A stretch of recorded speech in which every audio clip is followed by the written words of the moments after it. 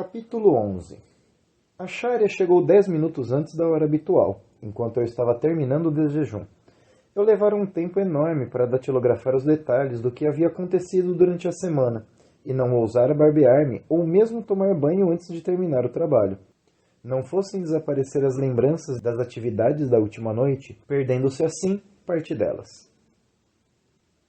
Ele não pareceu se incomodar por não me encontrar pronto para recebê-lo. Desculpou-se por vir adiantado. Sentou-se no tapete, no lugar de sempre.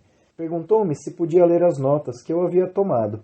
Entreguei-lhe as páginas datilografadas, com os pormenores das minhas experiências desde que ele me visitara, na última segunda-feira, e perguntei-lhe por que desejava vê-las, já que eu tinha certeza de que ele sabia muito bem tudo quanto eu estivera fazendo. Acharya respondeu: sim, estive em contato com o senhor, pois recebi permissão para me vincular consigo pelo pensamento durante o período em que for responsável pelo seu ensino. Depois disso, o vínculo entre seu corpo mental e o meu romper-se-á de imediato, pois não temos permissão para ver dentro da mente alheia, a não ser em circunstâncias muito especiais, semelhantes às que se relacionam com nossa amizade durante as 2 semanas passadas. Cada homem é responsável diante de si próprio e diante do Criador por aquilo que faz e, como sabe, é recompensado ou tem de sofrer, de acordo com os pensamentos expressos e ações realizadas.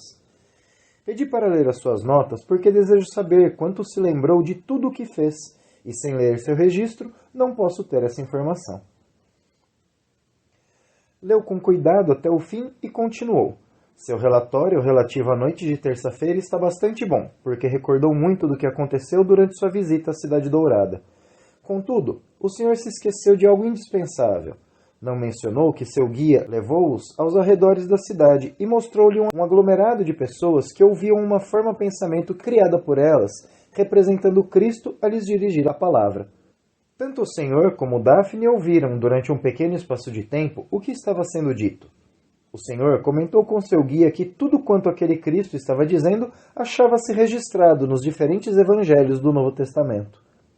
Isso, em si mesmo, teria sido prova suficiente de que não era o grande ser, conhecido como Cristo, quem estava falando, mas apenas a expressão daquele fundador da fé cristã, que era parte dos pensamentos e das mentes de seus mais fiéis seguidores. Estou certo de que se fosse o Cristo quem estivesse ali, ele ainda vive e ainda controla o desenvolvimento espiritual desse planeta. A impressão do que dissesse não teria se apagado tão facilmente de sua memória.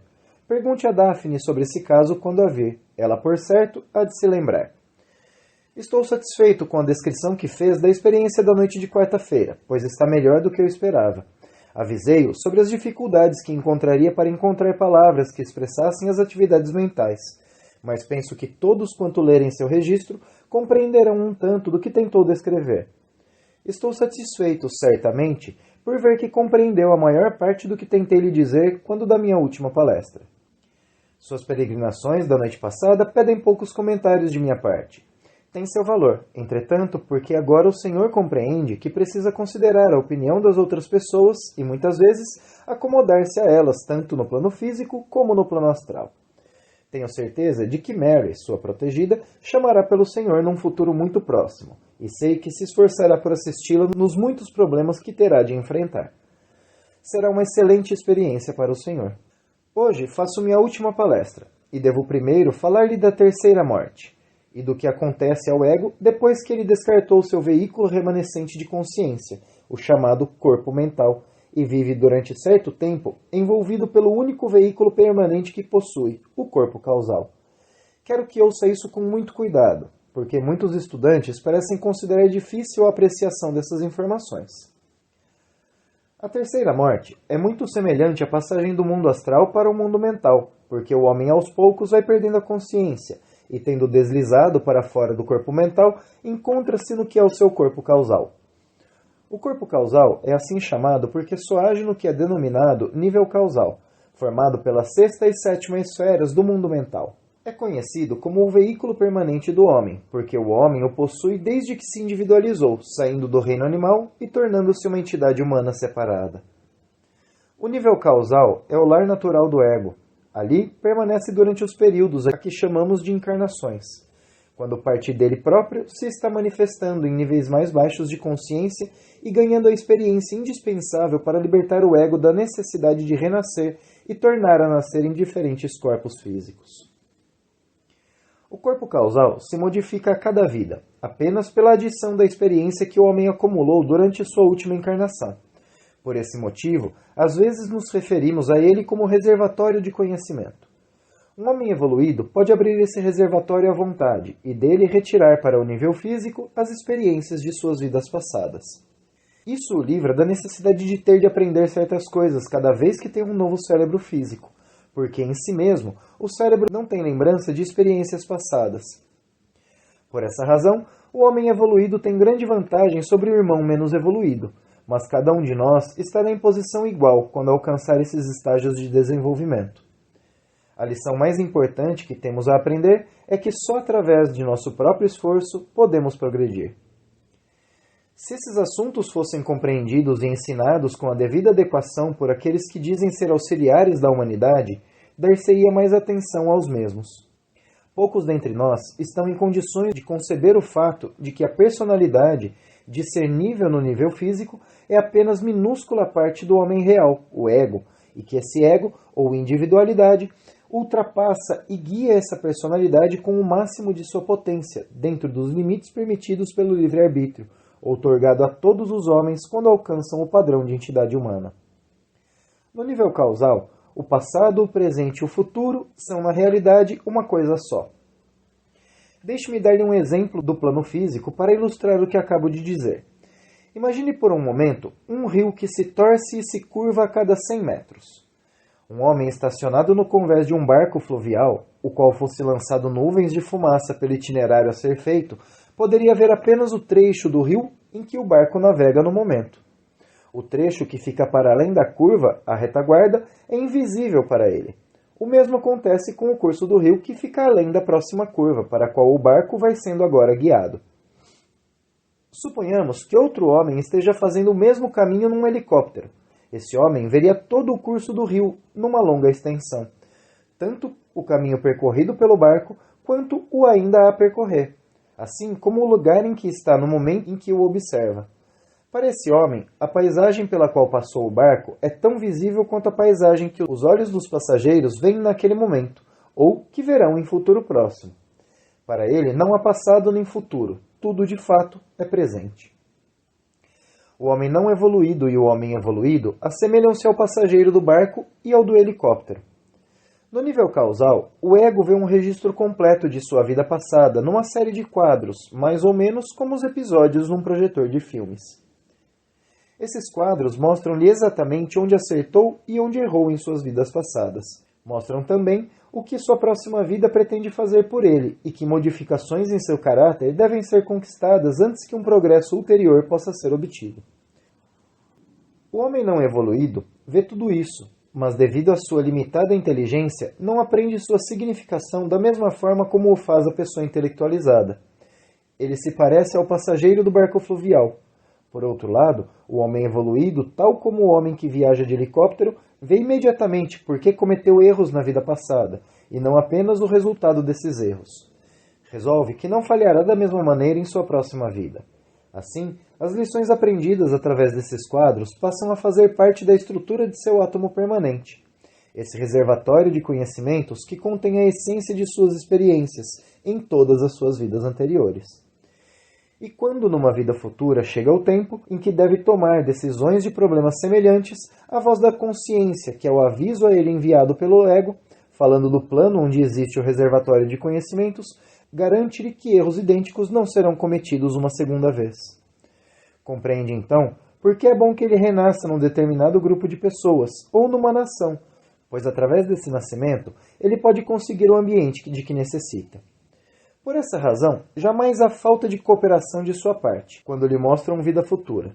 Sabe muitíssimo bem que a vida arranjada para ele é a que melhor convém, como garantia de seu maior progresso. Obter isso no mais curto espaço de tempo possível é o que todo ego deseja. Embora todos nós gozemos o tempo vivido no nível egóico, temos que deixá-lo novamente, em obediência à lei de evolução. Todos nós desejamos sair quando chega a nossa vez, pois sentimos dentro de nós o anseio de maiores expressões e experiências. Sabemos que o progresso em nossa evolução só pode ser adquirido através de incontáveis vidas, vividas no mundo físico.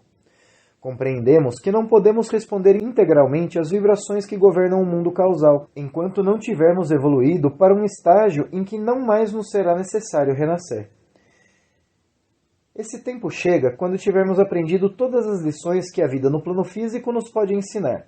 Então, nossa atenção é atraída para outras esferas de atividade, muito além dos níveis físico e astral. Os egos que alcançam esse estágio de perfeita qualidade humana resolvem, às vezes, por sua própria iniciativa, permanecer em contato com os níveis mais baixos, apenas em razão de seu grande amor pela raça humana e pelo desejo de ajudar a humanidade em sua evolução. Ainda bem que existem essas grandes almas, porque de outra forma, o progresso da humanidade seria muito mais lento do que o é presentemente. Minha descrição do método de descida para o renascimento não deve agora parecer-lhe difícil de entender se recordar minha analogia anterior. O ego despido deve vestir-se mais uma vez, em outras palavras, recebe 3 novos corpos, através dos quais pode funcionar nos planos de consciência relativos a eles. O primeiro corpo que ele deve receber é feito de matéria mental, suas roupas íntimas. E a fim de conseguir isso, ele volta sua atenção para o átomo permanente, no qual, conforme recordará, reteve as moléculas correspondentes a todas as esferas que existem no nível mental. Tomando o átomo mental, ele o vivifica e começa a atrair em torno de si outros átomos mentais tirados da matéria que existe no nível mental, da mesma forma porque um cristal, ao cair numa solução, fará com que outros cristais se formem ao seu redor. A matéria atraída toma a forma de seu último corpo mental, aquele que abandonou ao fim de seu estágio no nível mental, com uma pequena diferença. É um veículo mental de consciência melhor do que o anterior, porque inclui os resultados de seus esforços mentais na encarnação passada. Ele retorna para essa vida nova com um corpo mental que contém todo o conhecimento que construiu em suas vidas passadas, mas ainda não tem qualquer conhecimento a respeito dos assuntos que até então deixou de estudar. Isso mostra porque nesse mundo os homens diferem tanto uns dos outros. Seus intelectos são diferentes porque possuem diferentes graus de corpo mental. Portanto, um homem possuidor de intelecto excelente, adquirido através de experiências de muitas vidas, jamais se deve aproveitar de outro com menos experiência do que ele próprio. Sua tarefa é ajudar, não a de embaraçar seus irmãos mais novos. Depois de criar para si mesmo um novo corpo mental, ele dá mais um passo à frente, volta sua atenção para o átomo astral e vivifica-o. Esse átomo imediatamente reúne em torno de si outra matéria astral, exatamente da mesma qualidade que tinha em seu último corpo astral quando o abandonou. Isso significa que todo o progresso emocional que ele obteve em sua última vida está incluído em seu novo corpo astral, seu terno, que irá servi-lo nessa nova existência. Esse novo corpo contém em si os resultados do trabalho por ele realizado durante os anos em que viveu sob as condições do plano astral. Por exemplo, se estudou música de uma forma profunda, terá um anseio em sua próxima vida física para dedicar-se à música, ou por profissão ou por distração, e o desenvolvimento desse talento musical lhe será muito fácil. O novo corpo astral é muito mais sensível do que o antigo, isto é, tem capacidade para registrar emoções mais fortemente do que o corpo que o precedeu. Também se faz necessário um corpo físico, seu sobretudo. Esse é adquirido através do nascimento normal numa família deste mundo. O corpo não é necessariamente de tipo melhor do que o da última encarnação, e depende muito do que o ego terá de aprender em sua nova vida. Assim, o corpo dado é o de que ele necessita naquele momento. A primeira decisão a ser tomada relaciona-se com as modificações de caráter que devem ser realizadas. A resposta a essa necessidade decide vários assuntos, o primeiro dos quais é o da nação a qual o ego irá renascer, pois cada nação tem suas qualidades específicas. Já que o senhor é inglês, tomaremos sua nação como exemplo. A dedicação ao dever é talvez a mais notável qualidade do caráter britânico. Se o ego que vai reencarnar se recusou em sua vida anterior a enfrentar dificuldades, e pode até ter sido tão covarde a ponto de chegar a cometer suicídio em uma de suas vidas passadas, ele carece, obviamente, das fortes qualidades que fazem parte da nação britânica, de modo que uma vida como membro naquele grupo de famílias, indubitavelmente, irá introduzir no caráter desse indivíduo o de que ele necessita no momento. Ao fim dessa vida, seu caráter terá sofrido considerável transformação. Depois de tomada a decisão quanto ao país no qual o ego irá nascer, torna-se necessária a escolha de uma família conveniente naquela nação, e isso é assunto complicado, cujos pormenores requerem muita atenção. Trata-se de uma solução que jamais é deixada ao sabor do acaso. Embora existam dezenas de famílias que lhe poderiam dar o ambiente de que necessita, pode se tornar impossível que esse ego seja considerado para muitas delas, em consequência de suas ações do passado terem sido tais que não mereça o privilégio de nascer em circunstâncias tão desejáveis. Escolhe-se uma família através da qual ele entra em contato com algumas das vinculações pessoais que teve no passado. Essas vinculações são feitas pelo amor, o ódio, o casamento, o parentesco, sendo pai de um filho legítimo, abandonando a mulher em uma situação e assim por diante. Qualquer desses karmas deverá ser trabalhado. A questão da hereditariedade é outra decisão que tem de ser tomada, e considera-se que o ego deve ter saúde ou sofrer doenças, se deverá ser simpático ou não, e qual o tipo de cérebro apropriado. Os pais são considerados pessoalmente para se avaliar se são adequados, o mesmo se dando com seus próprios pais e respectivos cônjuges.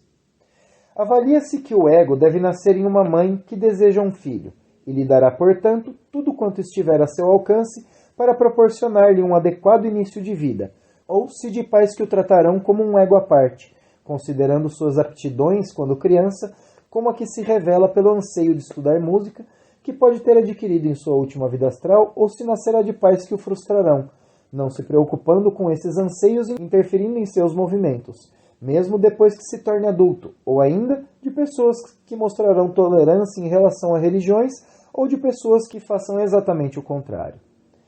Feitos esses arranjos, e escolhido um adequado momento astrológico, a criança nasce.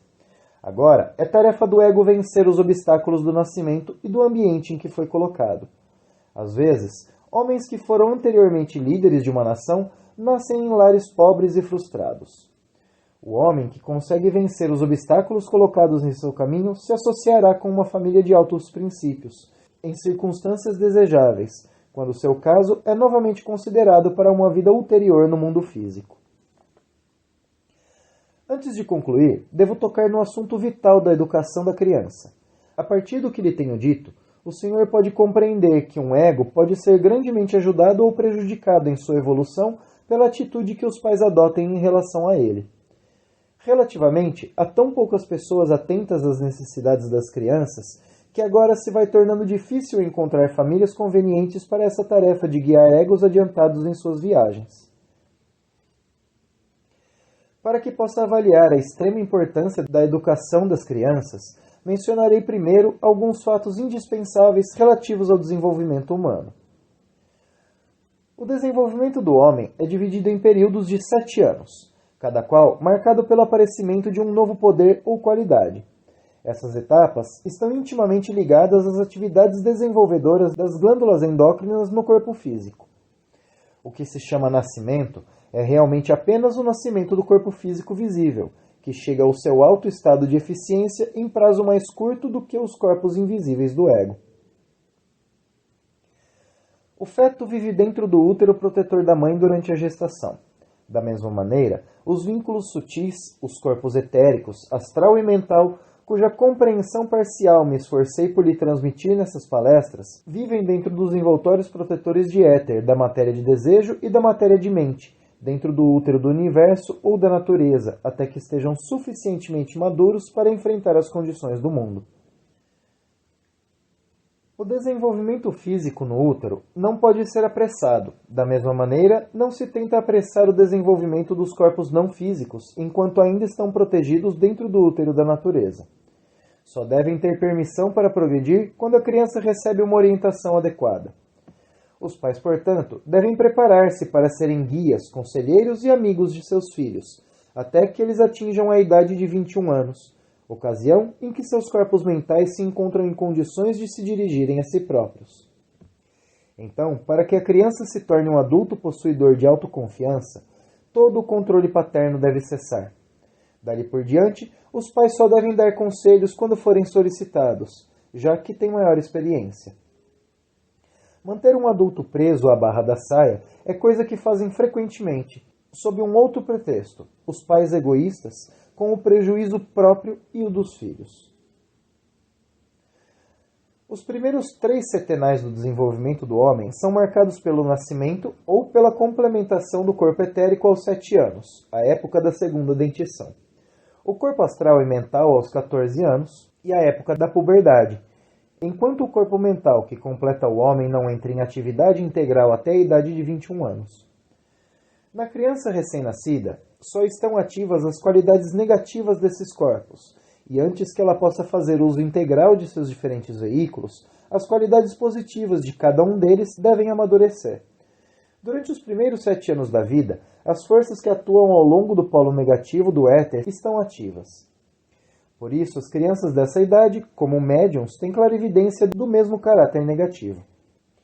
Por essa razão, é bastante comum as crianças terem companheiros de brinquedos invisíveis para os adultos. Mais tarde, da mesma maneira, as forças que trabalham no corpo de desejo dão uma capacidade passiva para a sensação, até que as qualidades positivas se desenvolvam. As emoções também se manifestam livremente por essa altura, e são de qualidade fugaz, jamais duradouras. Os anos entre os 14 e os 20, quando a natureza de desejo é turbulenta e descontrolada, são talvez os mais difíceis que os pais têm a enfrentar, pois que nessa época devem usar da mais completa tolerância e compreensão. As crianças são extremamente sensíveis às forças que trabalham junto ao polo negativo da mente. Essa é a razão pela qual se mostram tão imitadoras e ensináveis, e é preciso tratar com elas de modo compreensivo, até que as qualidades positivas se manifestem. Assim que isso acontece, o ego está pronto e ansioso por ficar só, o que lhe deve ser permitido. Cometerá erros, todos nós os cometemos, e essa é uma das formas mais importantes de aprender nossas lições. Nos dias primitivos, quando o homem apareceu sobre a Terra, recebeu pouca assistência por parte de seus pais, que, por sua vez, tinham experiência insuficiente da evolução para que pudessem dar auxílio a outrem. Nas condições atuais, entretanto, as coisas são diferentes, tanto que a paternidade deveria ser vista como ciência, cujo estudo é necessário para todos. Os pais, adeptos do controle de natalidade e que têm apenas 2 ou 3 filhos para cuidar, que dispõem do tempo necessário para estudar e que se sentem preparados para fazer isso, podem adquirir para si próprios o conhecimento através do qual se tornem guias convenientes para as crianças. Os pais devem compreender que as crianças não são brinquedos que lhes foram dados para fazerem delas o que quiserem, mas que são o seu próximo, seres confiados a seus cuidados e orientação pelos poderes existentes. A adequação da orientação dada a esses seres é uma das mais importantes tarefas que a humanidade é chamada a realizar. Sob a lei do karma, os pais são considerados responsáveis pela maneira com que fazem seu trabalho, e sua própria viagem junto ao caminho da evolução pode ser apressada ou retardada em consequência disso. Todas as jovens normais sonham com o casamento, o lar e seus próprios filhos. Isso é bom porque é de primordial importância que uma criancinha seja criada em lar onde é amada e desejada. Para que sejam donas de casas eficientes e boas, entretanto, as moças devem, antes do casamento, dar atenção a assuntos referentes à ordem de sua casa e à rotina doméstica, ao uso do dinheiro de forma a valorizá-lo ao máximo, à seleção, preparo e cozimento de alimentos nutritivos. Devem compreender a importância do sono e do repouso suficientes, os benefícios derivados do ar fresco e do sol, e a importância da cultura, tanto física quanto mental. Mas, para serem boas mães, precisam estudar ainda mais profundamente, pois começarão a pesquisar sobre alguns dos mistérios da natureza. Nesse estudo, não deveriam estar sós, pois as responsabilidades da família precisam ser compartilhadas igualmente pelos pais e pelas mães. Cada qual tem sua parte a fazer e uma contribuição a dar na educação dos filhos.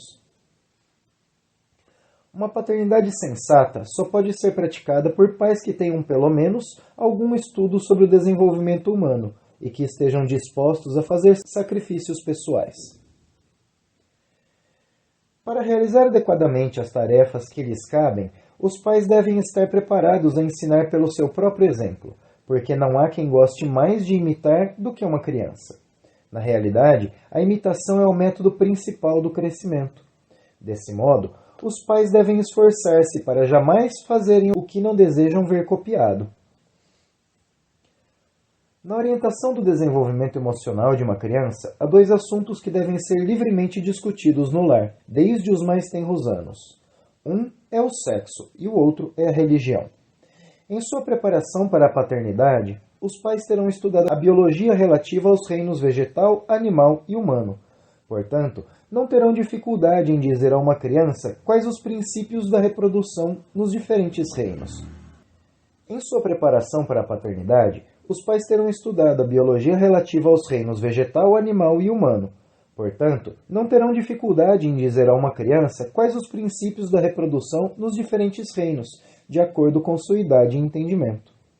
Para os muito novos, eles podem inventar fascinantes histórias de fadas relacionadas com o reino vegetal. Podem mostrar às crianças os pistilos das flores, que compararão às moças, e os estames das flores, que compararão aos rapazes. Podem mostrar-lhes o pólen nas anteras e os reservatórios de pólen nas patas das abelhas.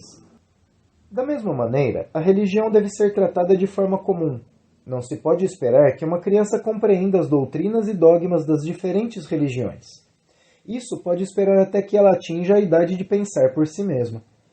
A instrução religiosa, aplicável na época em que estamos e na que está para vir, é encontrada na vida e nos ensinamentos de Cristo, durante sua estada na Terra, no corpo de Jesus, na vida e nos ensinamentos do Sr. Buda e de outros fundadores de religiões. Se todos nós nada mais conhecêssemos ou apreciássemos além disso, teríamos esplêndidos padrões sob os quais viver.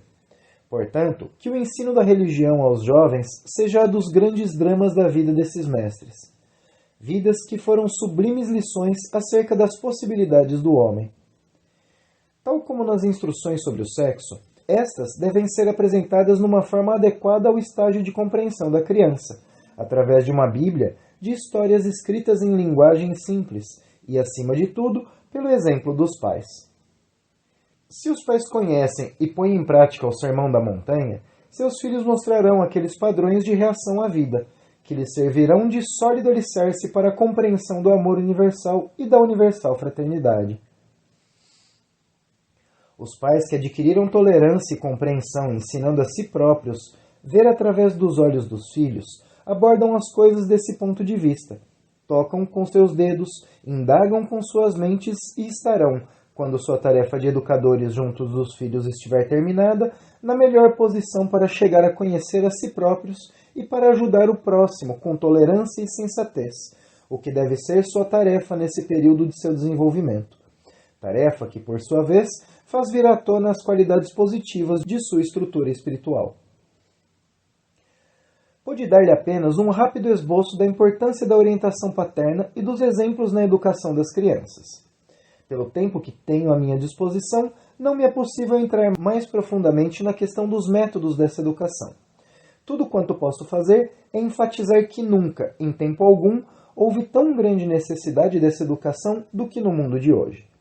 Se os pais continuarem a fugir às suas responsabilidades, se não quiserem sacrificar seus prazeres a fim de assumir a tarefa da paternidade, e se continuarem a existir tantos lares desfeitos como existem agora, lares nos quais o amor e a compreensão necessários para essa tarefa já não estão presentes, então é preciso que se determine se a educação de crianças, por grupos de idade, feita em instituições, por pessoas treinadas e compreensivas, não seria talvez a solução mais sensata para esse problema.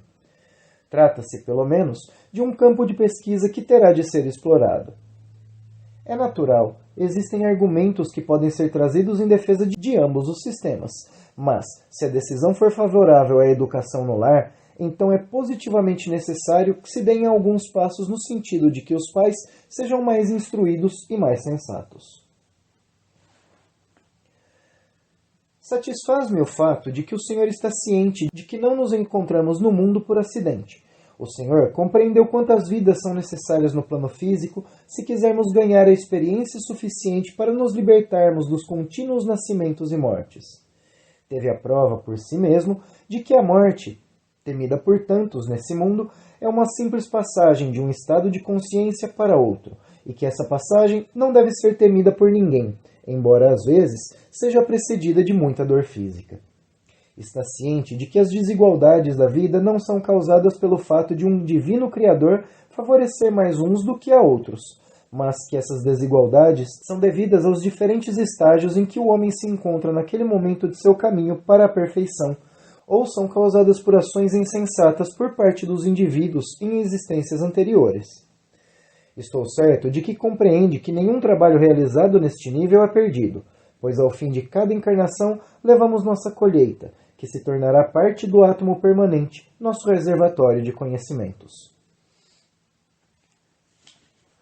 Hoje, depois que eu o deixar, o Senhor será mais uma vez o único árbitro de seu destino. Espero que continue a manter o vínculo reatado entre o Senhor e Daphne, porque pode ajudá-la em muitas coisas, e ela também pode ajudá-lo. Estão ambos destinados a trabalhar juntos numa vida futura, e quanto mais vierem a entender um ao outro agora, mais progresso conseguirão quando chegar o tempo em que tornarão a viver juntos sob as condições do plano físico. É possível até que, antes de passar para o próximo nível, o Senhor venha a encontrar alguém deste mundo, alguém por quem sentirá atraído e com quem desejará casar-se. Se isso realmente acontecer, explique a Daphne o que deseja fazer, porque a decepção tem suas repercussões, mesmo no caso de uma pessoa que vive no plano astral em relação a outra que vive no plano físico. A decepção quase nunca é sensata, pois cria dificuldades que, para serem erradicadas, podem exigir muitas existências. Acho que não continuará a se preocupar com Charles. Como o seu ego é mais velho que o dele, seria difícil para seu irmão segui-lo ao longo do caminho que o Senhor imagina ser mais apropriado para ele, mas ainda pode ajudá-lo, e provavelmente estará ligado a ele numa vida futura, pois o amor cria vínculos muito fortes.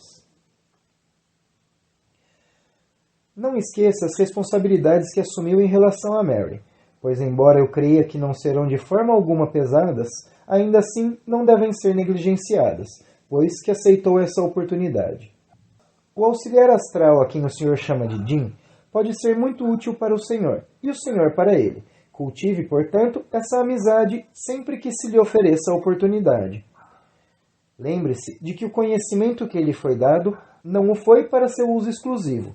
O Senhor tem uma responsabilidade para com os menos afortunados do que o Senhor, e confio sinceramente em que não se esquecerá disso. Todo o conhecimento verdadeiro deve ser compartilhado, e não apenas mantido para benefício especial de seu possuidor. E eu lhe asseguro que não só se sentirá mais feliz compartilhando com outros o seu conhecimento, como também eles se beneficiarão com sua assistência. Verá que muitos daqueles aos quais oferecerá esse pão do conhecimento irão recusar-se a aceitá-lo. Essas pessoas ainda não estão preparadas para o conhecimento que lhes oferece, mas isso não o deve deter quanto a lhes dar a oportunidade de ouvir o que tem a dizer. Agora chegou o momento de lhe dizer adeus. Isso não quer dizer que jamais nos tornemos a encontrar, pois o vínculo que se formou entre nós durante essas últimas semanas terá seu resultado inevitável. Um vínculo, uma vez formado, raramente é rompido de todo. Depois que eu o deixar, já não saberia o que está fazendo, tal como me foi permitido saber durante esse curto período a fim de ajudá-lo em sua instrução, mas não tenho dúvidas de que o progresso que fez será mantido. Se no futuro achar que precisa de mim a qualquer tempo, faça uma forma pensamento bem forte que me represente e envie seu desejo de contato para o éter que o circunda. Posso não estar em condições de responder a seu chamado de imediato, mas pode ter certeza de que o recebi e de que entrarei em contato com o Senhor assim que o trabalho que tiver em mãos o permita. Apreciei muitíssimo a compreensão que demonstrou nas ocasiões em que minhas palavras poderiam ser interpretadas como crítica ao Senhor e a outros que estão no mundo. Acredite-me, não era essa a minha intenção.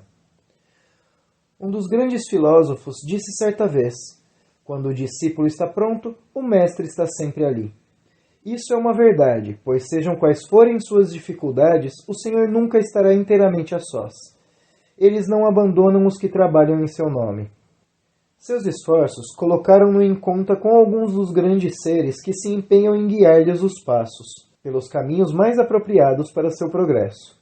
Sua reação ao auxílio dado por eles levou-o a um contato mais próximo. Eles conhecem as limitações e dificuldades do Senhor, e só querem que demonstre o desejo de receber o auxílio que lhe podem dar, e a assistência deles estará imediatamente à sua disposição. Que a paz, pela qual tão pacientemente eles trabalham, possa estar com o Senhor e com todos os que procuram aliviar a carga da humanidade. Adeus, até que, ao tempo determinado por Deus, tornemos a nos encontrar.